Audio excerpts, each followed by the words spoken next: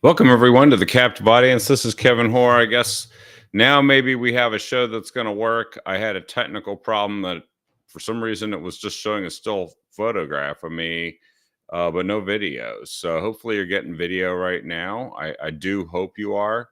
And if you aren't, please let me know in the comments. It is the 18th of February. It has been just slightly less than 30 glorious days since we found ourselves launching into this new world of freedom and accountability, government accountability, and um, and I think we now are seeing it manifest itself. I just got to listen to a little while ago. Um, uh, President Trump and Elon Musk, as I was driving along the highway, they were talking about, uh, all of the things that the Democrats are, of course, attacking right now, which is not a huge surprise, but uh, Doge. And yes, there I am, Lori. And thank you for watching here tonight. I got a lot to cover, so I'm going to launch into it, but it was a very fascinating interview. You should definitely try to watch it if you can, or listen to it. You can probably find it on YouTube or Fox Nation. Yeah, it was a great interview. And even though it didn't share tremendously new information with us, the two of the things that stood out to me from what I got to hear, one is they really do believe they're going to find $55 trillion, or sorry, they're going to find $1 trillion. They have already found, apparently, somewhere on the order of $55 billion. And that's amazing because, you know, it's only been, so Doge's first report touts 55 billion in savings less than 1 month in. And, I'm starting to believe that we're going to see $1 trillion saved, because the stuff that they're finding is stuff that no one would actually bring up in an appropriations bill in Congress and with a straight face argue that they will get 218 votes to vote for it, which means that the president is literally executing the will of the American people. And they're going to go everywhere. I mean, I think the Department of Defense definitely is going to get doged as well. And I think that means that they're going to stop spending money on stuff that has nothing to do with defense, for starters, like the DEI garbage. The other thing they're going to do is they're going to find savings in a horribly failed procurement process where they've, not passed an audit ever. And they're going to find money so that we can spend it on, what do you know, defending the country, paying the troops, developing new weapon systems that we need in order to compete and win in the 21st century here. And every penny we spend that doesn't go to that goal, that is wasted on things that don't protect this country, is a crime. And I just hope that some of the people that they're hunting down and firing will see jail time if they were involved in uh, proliferating the spending of funds on things that frankly fell outside of what the Congress had authorized. Now, if Joe Biden approved it, or some of his underlings, it's time to hold them accountable. They should be. And they should be exposed at any rate. So Doge's website, by the way, now features a comprehensive wall of receipts to substantiate its tally, as well as a list of the top 10 agencies for contract savings. The department's leader has previously expressed hope in finding as much as $2 trillion in possible savings. But he did say, and I heard him say many times, that's the upper end, that's the optimistic scenario. And he said he really does believe that there is solidly $1 trillion in savings. You know where he's going to find a bunch of it?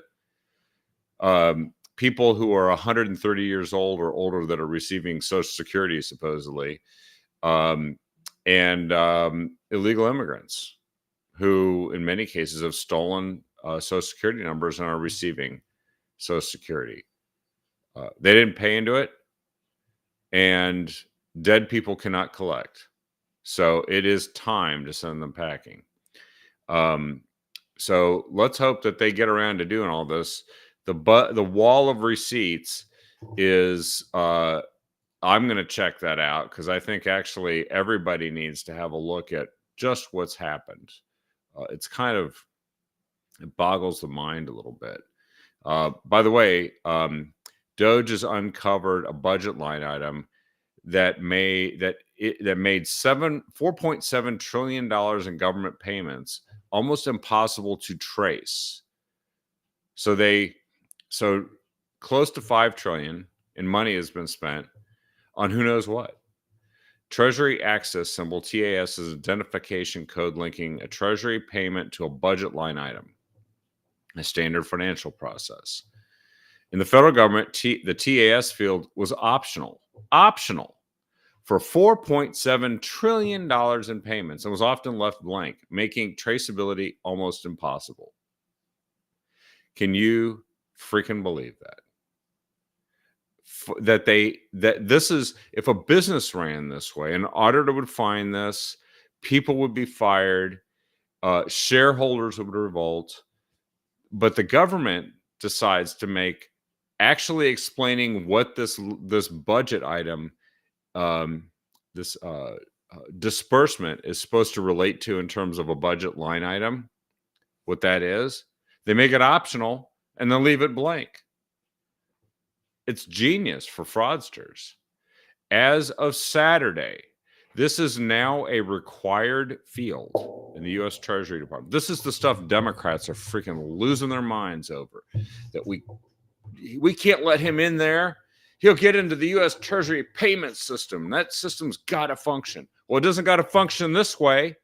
Not with $4.7 trillion that they don't even know what part of the budget it relates to. And they claimed that they were going to go in there and access all kinds of private confidential information. Well, I think that if you're 130 years old or an illegal immigrant with a stolen Social Security number, I want them to get in there and access that information. Those are the people that aren't real, that are stealing from the people that are. They're stealing from real people who, by the way, have been told repeatedly that the Social Security trust fund is going to run out and not be able to pay their benefits. Elon Musk is a hero for doing this. President Trump is a hero for leading this effort and authorizing all this work to be done. And then when people come at him, he's like, we're doing it anyway. It's the right thing. So, will you hear this reported widely in the media? Probably not. Probably not, which is unbelievable. But I'm going to get to that in a second here. I will talk about Vance Day here shortly. He did get appointed to a position in the federal government in the Department of Justice. It's great. I will relate that story here before we move on to the next section of our evening news here. A federal judge has actually handed President Trump a major win by declining to block Doge federal agency firings and data access. A judge ruled that the plaintiffs, which are 14 Democrat state attorney generals, which obviously includes the idiot that got elected last fall here in Oregon, who's doing nothing, by the way, to solve Oregon's actual problems, which I'll get to shortly, because those plaintiffs failed to show adequate proof their states will suffer imminent irreparable harm without relief. So they get to sue and eat up all this time and all these headlines and say all these falsehoods, and then they present no proof that they'll suffer any harm. Not the basis for a lawsuit. Sorry, Dan Rayfield. Go back to pretending to be a lawyer again. Yeah, this is great. And it was a 10-page decision by, of all people, Judge Tanya Chutkan, who is not known for her friendliness to the Trump administration. She said the court is aware that Doge's unpredictable actions have resulted in considerable uncertainty and confusion for plaintiffs, many of their agencies and residents, she wrote. So she's tossing them a little cookie here. But the possibility that defendants may take actions that irreparably harm plaintiffs is not good enough. You actually have to provide proof. And by the way, I think there's going to be a constitutional issue because the president was elected to do this. And so he leads the executive branch. All this garbage about unelected people doing all this stuff. Everybody but the president and the executive branch is unelected. What kind of morons actually say stuff like that? Well, I encountered one today. Went out for a walk and encountered somebody who actually has no idea that there's fraud. But did say we already had an agency that was supposed to be looking at a fraud. And it's like, yeah, they were fraudulent. They're gone, fired. I think it was 11 inspector generals that apparently didn't do no inspecting, because look at all this crap we're finding, led by Elon Musk and apparently some 19-year-olds that are good at computer programming. Well, so Musk is bringing the receipts.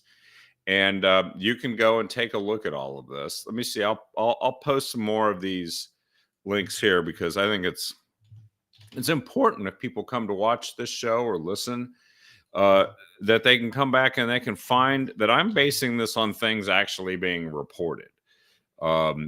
This is something the Democrats don't bother with. In fact, they leave out any information about what's actually being uncovered, and you will not hear about the $4.7 trillion in Treasury payments that have been issued without a field explaining what part of the budget they actually belong to. Doge is also, in addition to the $55 trillion that they've uncovered and saved so far, Doge is also doing something else that must be driving the Democrats absolutely bonkers. Doge is apparently wooing younger voters. Many Democrats criticizing Musk have been warning that he might cause problems for entitlements to cater to senior citizens, such as Social Security and Medicare. Well, those are false. We just talked about that. But apparently, as the Democrats tried to turn him into a boogeyman, he's turning into a guy that's really wooing younger voters who, for the first time in generations, actually might be starting to see that a young, youthful-minded, smart guy and people working for him, younger and youthful minded, are digging into a giant waste bin full of slush funds that the Democrats thought they could run year in, year out, regardless of who is elected to Congress or the presidency. So a pollster by the name of Richard Barris said that the Democrats, Musk has become the Democrats' boogeyman, but they have to figure out someone or somewhere to focus their fire. And the problem is the only real opportunity with Musk is older voters, and Democrats are trying to build a party for the future. Are they not? That's an excellent point. Elon is the most popular with 18 to 29-year-olds, anyone who has a teenage kid or a kid as a young adult, right? You know, he's popular with this generation. All of them want a Cybertruck. They look at him. He's innovative. He's been unique, an important figure in the younger generation. They've heard a lot about his innovations, and they frankly kind of look up to it and appreciate it. So it's hard to make the argument to make him a boogeyman with that group.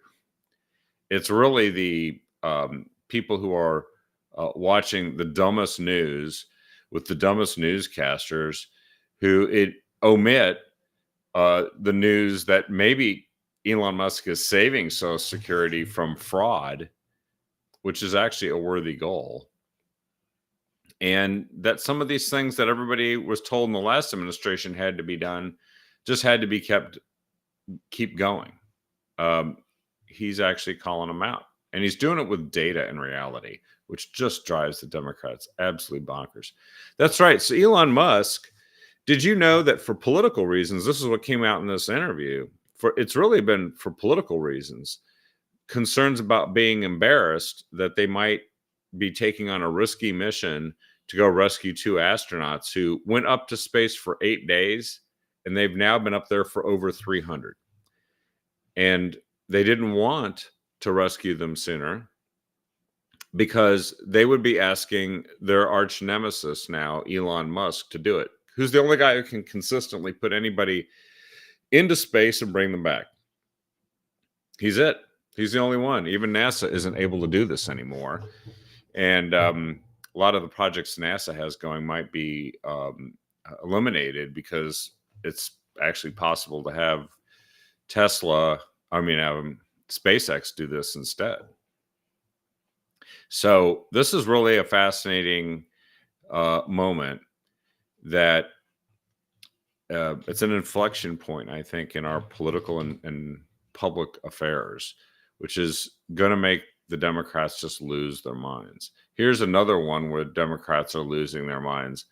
Trump has signed an executive order aimed at making IVF more affordable.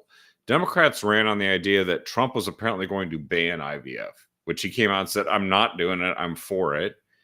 But Democrats ran ads saying this was going to happen, said it about a bunch of Republican members of Congress who said, nope, actually, we're not doing that.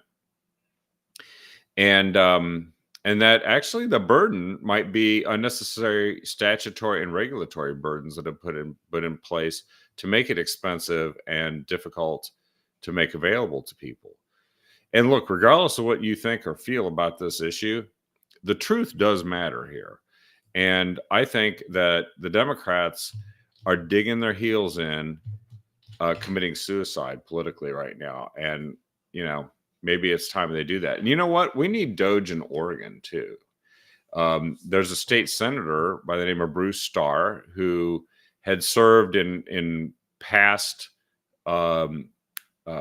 years, is now back in the state Senate representing a different area, Dundee, instead of the Hillsborough area. And Senate President Rob Wagner and Speaker of the House Julie Fahey have announced they've tapped Bruce Starr to develop accountability recommendations for legislation for the Oregon Department of Transportation, ODOT. And so apparently they're doing this because Bruce Starr, who was around in the legislature and used to get transportation projects passed and they'd actually get done, is now being asked to look into and investigate, or actually Statesman Journal is taking credit for having done an investigation, which found, among other things, that the 2017 transportation bill that touted accountability measures has not met any of the accountability measures and lacks accountability across the board. They truly have failed. And yet they raised taxes to do that. They increased taxes to do it. So they've asked Bruce Starr to co-vice chair a joint committee that will lead to the creation of a draft accountability plan to be presented to the committee in March. He said, I know that we have a credibility problem. We can't just throw more money at the Department of Transportation and assume they're going to perform better. For me, Wagner said, for me, it's a little bit of a lessons learned. I wasn't in the legislature when the bill passed, but sometimes you have to trust that you need to shift focus. You need to put additional attention in this space. So that's what we're going to do. So these are Democrats that are starting to say, and Bruce Starr is a Republican, but these are Democrats that are starting to say that they have to do something about this. And I think this is, it's high time that we do. So, in fact, they really are so desperate to get credibility back on transportation, which they've completely screwed up as they've charged us more money, that they have decided that they have to actually bring a Republican in to help with it, that they just can't do it on their own. So DOGE is going to come to Oregon, and look at the name I put in the lower right-hand corner here of the lower corner of my screen. I don't know if I can point to it, but it says ORDOGE. That's what we need. # ORDOGE. All right. So everybody start putting that hashtag with everything you know. And we've got to make sure that Senator Starr has our support in standing up for what's right, because Democrats are going to probably get very embarrassed at how much they've screwed up. And if they aren't willing to face it, we're going to have to make sure they do. A few more national news items that I think you'll enjoy. Kash Patel, President Trump's nominee to replace former FBI Director Christopher Wray, to lead the FBI, to restore integrity, transparency, and honesty, and to the agency, and get rid of the weaponization that it was being used for by the Democrats during both the Trump and Biden administrations. His nomination has been advanced for a final vote. The Senate voted to invoke cloture on Patel's nomination 48-45. It was along party lines. This came after the Senate panel voted 12-10, also along party lines, to advance his nomination to the floor. So the final vote, according to the New York Post, is going to be Thursday, and it can't come a day too soon. So good for Kash, and good for America, because he's going to actually make sure that the FBI, which is supposed to be counter espionage and protecting your rights, is doing that instead of and counterterrorism, instead of out violating your rights and investigating innocent Americans and intimidating them. By the way, another piece of good news: former DOJ co-chair Vivek Ramaswamy, who also ran for in the primary for president and a big Trump supporter, has filed paperwork to run for Oregon governor. And this is a big deal because Oregon has gradually become a red state.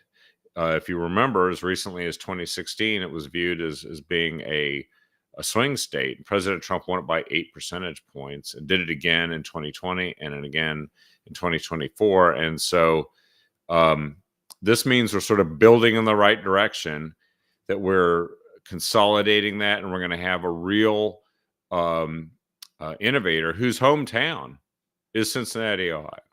So should be exciting, and I'm looking forward to it. I think he represents a new yes, Ohio. Did I say another state? Yes. Sorry, I meant Ohio. Yeah, too bad we couldn't have him in Oregon. But he is a real innovator and represents a new generation of people that are going to be not only involved with the Republican Party, but moving towards it and looking to it to provide the leadership that we need. Now, here is what's happening on the home front, and I think you're going to find this fascinating. This is how Democrats are reacting. Thousands pack Wyden town halls over uncertainty in D.C. Wyden trying to rein in, quote, practices not in compliance with the Constitution, unquote. Apparently, he didn't know that the president is the head of the executive branch. He was unaware that fraud, waste, and abuse of taxpayer dollars is actually not permitted and could be held accountable by a president, a duly elected president. And Democrats are coming in. A lot of them are older people that have been told they're going to lose their Social Security. This is the typical Democrat lie. They tell you that veterans benefits and Social Security are going to be eliminated. It's insane, because this might be the only way to preserve those benefits. And it's nice of Wyden, by the way, to come visit from his home state of New York, where he lives. But they think that their job is to stand up to Trump. What they're going to do, if they actually do what they say they're talking about doing, is they're going to stand up to somebody who's eliminating fraudulent benefits that are stealing from people who are supposed to receive legitimate benefits. And this is the waste, the fraud, and the abuse is theft. It's theft. And if people were stealing from you, and the person I ran into going out for a walk today, she's convinced that the people who have been in there for less than 30 days are stealing all of this money, which is insane because the stuff they're finding has been going on for, in some cases, decades. She had no idea and doesn't believe that there are people 130 years old collecting Social Security benefits. And we know that, of course, those people don't exist because they are well older than the oldest people in the world. So they are not alive. But Social Security apparently is incapable of doing this. And, Ron Wyden, he's 75 years old. He's in his 28th year as a U.S. Senator. But frankly, he looks like he's in his 75th year as a U.S. Senator, and he's not effective. He is not interested in having the federal government become more efficient and effective. He stood by silently while all this waste, fraud, and abuse is going on, and rubber stamped all the Biden administration policies that were pushing all the DEI garbage, was wasting our money as well. And so he says that he is going to keep fighting. I have no idea what he's fighting for, because he's fighting against actually eliminating waste, fraud, and abuse and making the government more efficient. And he's claiming that the Constitution is on his side. Well, then he should file a lawsuit saying that all this stuff's unconstitutional and try to stop it. He can go to court. I'm sure he can find a Democrat judge to give him the time of day. It looks like the first Democrat judge refused to block these things. So he might need evidence, actually, for the stuff he's saying. And you know what? That's the one thing that you can note whenever you see these reports on TV and Democrats speak. They don't cite any actual evidence. They just cite that they believe these things are happening, and then they scream bloody murder, claiming it's unconstitutional, illegal, unelected people. And like I said, everybody in the executive branch is unelected except for the president. That is what the executive branch is. That's what it was under Biden. And they did an enormous amount of damage to this country. It's going to take a while to reverse it. It's probably going to cost $175 to $200 billion to remove successfully all of the people they let in over those 4 years under fake claims of asylum. 2 million of whom have actually lost their asylum claims and have been order removed. 650,000 of whom have criminal records and entered the country. They don't belong here and they're leaving. But it's going to take a lot of money and resources to clean up a problem that, frankly, that Democrats spent a lot of money engaging in all of this, doing all of this. So they did a lot of damage, and they're costing a lot of money to fix it. By the way, breaking news here. I hadn't seen it until just now, but the U.S. Attorney for Oregon this evening, there's a story posted at 5:15 p.m. that says that the U.S. Attorney for Oregon, Natalie K. White, has been fired by President Trump. It says here, Ms. White was informed of her termination in a communication from the White House. As a presidential appointee, Ms. White is subjected to removal from office at the discretion of the sitting president, which I'm sure Ron Wyden will claim is unconstitutional. They've done that garbage before. They tried it with a previous Republican president.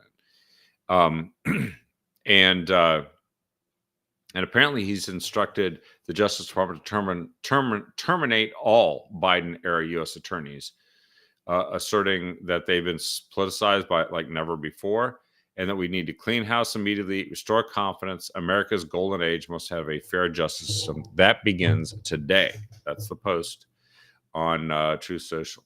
So I don't know exactly who's going to take that role. There is a gentleman by the name of Scott Eric Ashfog, who is the guy that Natalie White replaced, and he was a disaster.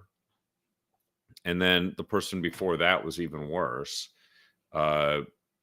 But Billy Williams was actually excellent and did enforce the law. So, first Assistant U.S. Attorney William Norris is now the acting U.S. Attorney. This is essentially like the Attorney General, the federal Attorney General over the state of Oregon. That's what this role, in effect, is, even though it does report to the U.S. Attorney, or sorry, to the Attorney General, Pam Bondi. So there's a lot to do here, a lot to clean up, but we're making progress at it. But I guarantee you, we can almost start a countdown that will say when the Democrats start losing their minds over the latest Dogeisms. And it's this one is essentially somebody being held accountable for not really getting the job done and enforcing the law. So time to change that. That's what happens when you have a new president. Congressional calls apparently have surged as Oregonians react to the Trump presidency, writes Alan Torres, a reporter for the Eugene Register-Guard. Suzanne Bonamici says she's received 6,000 calls and messages from Oregonians who are worried about their future and the future of the country. Yeah, I mean, if they're believing everything they're being taught on CNN, MSLSD, being told by Bonamici and Ron Wyden himself, and of course, ex-Doge committee member Val Hoyle, who never really was interested in that. She says we're committed to listening to every caller, not something she actually did before. That's Val Hoyle. And she's not really interested in listening to the people within their districts, because those people said that they wanted transparency and accountability. They wanted the border secured and the criminals to be deported. They said that they wanted somebody who's going to start bringing inflation under control. As we know, eggs have gone up dramatically and are continuing to go up because of the bird flu. But eggs went up 50% before President Trump ever took office. So Democrats are absolutely losing their minds, and they are mobilizing.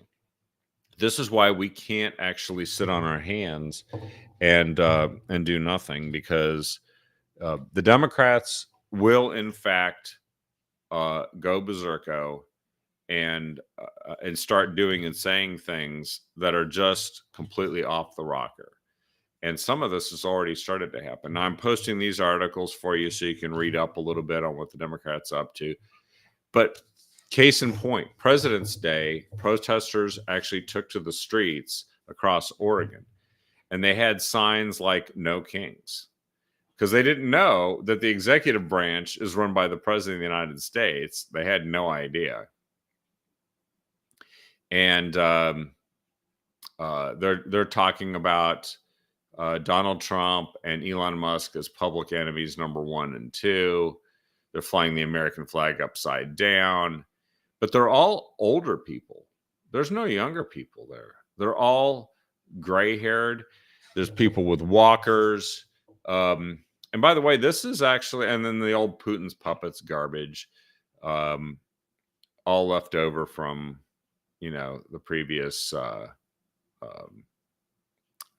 they don't really believe in democracy, by the way. They're claiming that they want democracy, not Trumpocracy. Well, wait a second. President Trump actually elected. So if what he is doing is implementing what he said he was going to do, which he did say all of this, then he's fulfilling the will of the people who in a majority elected him. So the people standing in the way of democracy are these people who claim they're saving it and assailing President Trump for not being democratic, when in fact, it's the essence of democracy. It is what you're supposed to do, is keep your campaign promises and do what you said you were going to do. Now, the media is also ramping up Trump derangement syndrome. And there's an article posting on KLIX News Radio about all the stuff that is being said, the derangement about federal workers losing their jobs in Idaho, uh, claiming Donald Trump has to go, but claiming that he's a dictator. But reporters never ask what will happen if the government goes bankrupt. If they do, they often reference spending reform as a euphemism for budget cuts, which they are against. So I think this is actually an interesting article, and it makes a good point. We have a system that's been running this way for a very long time. It's going to take a while to bring it back to where the American people's will actually is what's being obeyed and followed, and not insubordinate bureaucrats who think they were in charge. By the way, there are. This is an article in the Oregon Watchdog. It's an excellent one. 5 takedown responses to protester signs that were shown this last week at many of these protests, and they're excellent. To give you an example, one sign that was done at these protests said, "Today it's federal jobs, tomorrow it's yours." Well, actually, if we spend less money on the federal government, there's more money in the private sector to generate jobs. But Bill Clinton cut 700,000 federal jobs during his term in office. Guess he was an evil dictator. So there you go. No war, but class war is what this sign said. Those successful at class war have been Cuba, Soviet Union, and Venezuela. The people lost all their human rights and gained mass poverty. So mass poverty, excellent. Democrats are for that. Stop looting. Well, the response to that, Doge isn't looting. It's restoring funds back to the people. $1.9 billion in misplaced housing and urban development funds. By the way, that's for housing, which we say we don't have enough of. That money has been misplaced. Now it's been found. I mentioned earlier about the $4.7 trillion in treasury payments with no tracking code. $19 million of FEMA funds for New York hotels for non-citizens that faced no disaster. Yeah. The Federal Emergency Management Agency there for disasters was sending money for a non-disaster, which is putting up illegal immigrants in luxury hotels in Manhattan. Class action lawsuit against Elon now. So this woman calls for a class action lawsuit. She calls for lawsuits to stop what others have done, like Al Gore's National Partnership for Reinventing Government, or Obama's Efficient, Effective, and Accountable Government Executive Order 13576. And then, of course, the sign, if Tesla survives, your country dies. Leftists dangerously believe you must destroy legal businesses in order for big government to survive, because that's what's important. By the way, this is the type of rhetoric. This type of rhetoric is why Tesla stores in Oregon are hit with arson, which is now commonplace in our state. So, like I said, foaming at the mouth, completely delusional leftists are going to start showing up and doing stuff. And we're going to have to be ready for this. And we have to be ready to take down the messaging that they put in front of people by defeating it. By the way, there is other news going on in our state, and you should know about that. There is a Senate bill 611, which is supposed to give food stamps to non-citizens. Now, food stamps, federal benefits are not supposed to go to illegal immigrants, but this Senate bill wants to create a state program called Food for All Oregonians. And for those eligible for federal supplemental nutrition assistance programs, SNAP benefits, to include those who do not qualify for SNAP due to immigration status. In other words, they're not Americans. They're not even legally here, and they want to give them money. And so And Oregon has been very generous with non-citizens. They spent $29 million for free hotel rooms for non-citizens. This attracted non-citizens to come up here from California, which helped overwhelm the program, and it's run out of funding. An Oregon housing program offered $30,000 home payments for non-citizens. They got caught red-handed advertising that. Governor Tina Kotek's direct cash transfer program to non-citizens that are young and homeless, they're eligible for $1,000 monthly stipends. Geez, do you think some American kids could use $1,000 monthly stipend to have their ability to survive increased? What about veterans? How about we have monthly stipends for veterans instead of for illegal immigrants? Nope. Tina Kotek's got her priorities where she's got them.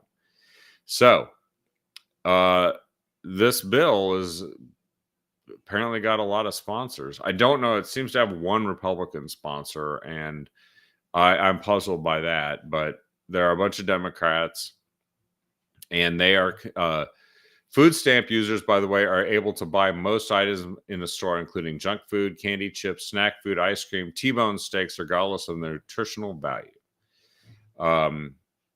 And a lot of states have expanded food stamp benefits to a longer period of time than the average state. Oregon has. This has made Oregon an attractive place to come and receive free services if you're not planning to work. So welcome to Oregon. We are made of money, and we'll give you whatever you need. That's what they're saying. By the way, Oregon is still performing gender care in hospitals despite Trump's executive order. At least they are so far. And I think there is going to be a moment where these hospitals are going to try to see if they can't force grants to be given to them in order to continue doing these surgeries in hospitals, even though President Trump has ordered it to be cut off. So, and this, by the way, the executive order directed federal agencies to cut off grants and other funding to any medical school, hospital, or other institution that provides medical treatment for transgender patients younger than 19. The order conflicts with laws in 17 states, including Oregon, that are intended to ensure transgender people have access to it from here, but they don't have a right to federal funds. So that's what we're going to find out. Parents in Oregon say that a school district failed to properly teach reading, and the Oregon Department of Education is saying no biggie. West Linn, Wilsonville parents are alarmed that state officials use the honor system to police the curriculum the schools use. And those schools didn't actually teach reading in English. This is just, this is unbelievable. It says here, Oregon Public Broadcasting first reported 2 years ago that school district administrators acknowledged that years ago, their predecessors didn't completely follow the compliance system around curriculum. These guys decided to continue that practice. And now there is a series of complaints that have been filed with the Oregon Department of Education. The ODE is letting it slide. You know, I wonder how soon we'll be talking about the fate of the Oregon Department of Education. Because if they can't deliver any better than the federal Department of Education, why don't we find ways to get education without them? Because they are actually not making sure kids can read. That's a total failure. Portland now has more murders than Seattle and Denver. Portland saw a decrease in homicides from 77 to 71 in 2024, but these other cities have fewer homicides, despite Portland having fewer people than those cities. So over 10 years, homicides have nearly tripled in Portland. And we all know that the policies that have been employed in Portland contributed to this. Not COVID. COVID didn't cause all the murders. It's defunding of police. It's decriminalizing of hard drugs. And it's frankly decriminalizing of crime and not prosecuting for it. Now, hopefully, Nathan Vasquez, the new district attorney, who says he's going to actually prosecute all these things, is going to get busy with that. Hopefully, the police will have the resources to do it. Meanwhile, Portland has decided, the Portland area spent $20 million. They bet $20 million on homeless outreach. And this article is about what it looks like. Homeless outreach. $20 million. You know, $20 million would go a long way to maybe just getting people into drug treatment instead of just doing outreach. But this gentleman talks about how he goes and offers sandwiches to people who are intense. That's outreach. And they're funding this stuff, by the way, with a tax on high income earners and businesses that's supposed to bring in nearly $1 billion. Those people, of course, are wisely starting to leave the area. And the tax will face renewal on the ballot here soon, which might not work. We'll see. I don't know. Some people believe you can just keep throwing money at things and it'll get better. But as we found with the transportation system in Oregon, it just doesn't. Big news, and the last story I'm going to highlight, I think, for tonight, because there's a lot more news. I literally could stay and cover news for another hour, but Republicans have come out staunchly against the wildfire hazard map that's been released by the state of Oregon. And Tina Kotek has paused any appeals of this of the controversy wildfire hazard map. The wildfire hazard map, because based on the way it's been produced and what its net effect is it'll make it impossible for people to afford getting home insurance, even in places where the wildfire risk is negligible, because the wildfire map sucks. It's bad. I even heard very recently, and I can't confirm this, but that its origin might be students designed it at Oregon State University in Corvallis. I don't know who that is or what they're doing, but Republicans have decided to outright call for its repeal and to start over, because this will actually make it impossible to find an insurer for your home at all in areas that this map is inaccurately portraying the wildfire risk. Stay tuned on this issue, because not only is this issue far from over, but it's likely to become much, much more serious here very, very soon. And I think it's a good thing that this has become a focus of Republicans. I hope that Republicans find a way in the state legislature to go to the mat on this issue. They should, because what choice do we have, really, if you can't get insurance for your home because the government actually took this specific action? Then your back is really up against a wall at this point, and it's absolutely essential that this be corrected. I hope it can be corrected. Anyway, that's the latest. I don't have a handy post taking me to the.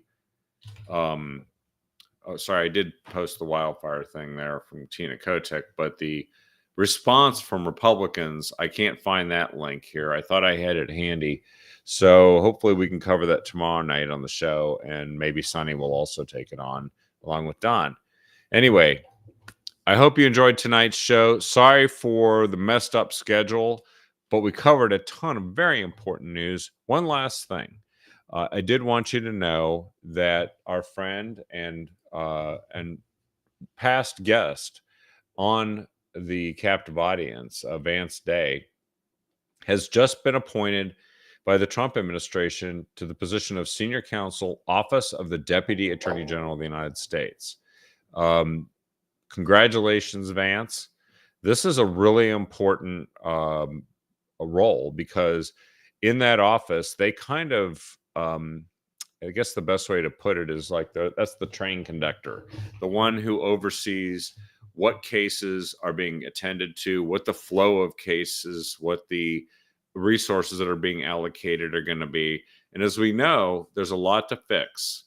Vance himself was the subject of weaponization of our justice system here in Oregon, and of fraud and lies that were told about him, and to try and force him out of his judgeship. He refused and served out the rest of his term. He also ran for the appeals court here in Oregon and fought a tough fight. I helped him with that. I was his communications director on that campaign in 2022.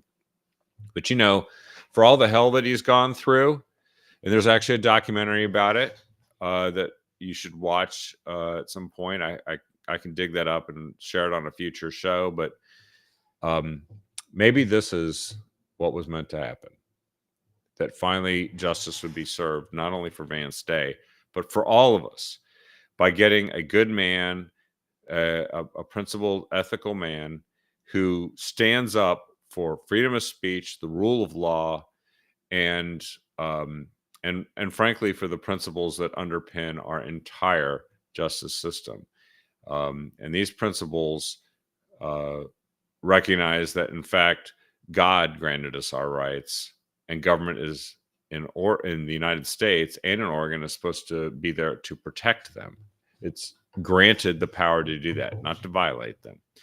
And now we have a good man that's going to be at the top of this effort. So anyway, thanks you all for watching. Hopefully we'll see a news article about Vance's appointment here soon. And if you happen to know Vance or are in contact with him, definitely congratulate him and thank God.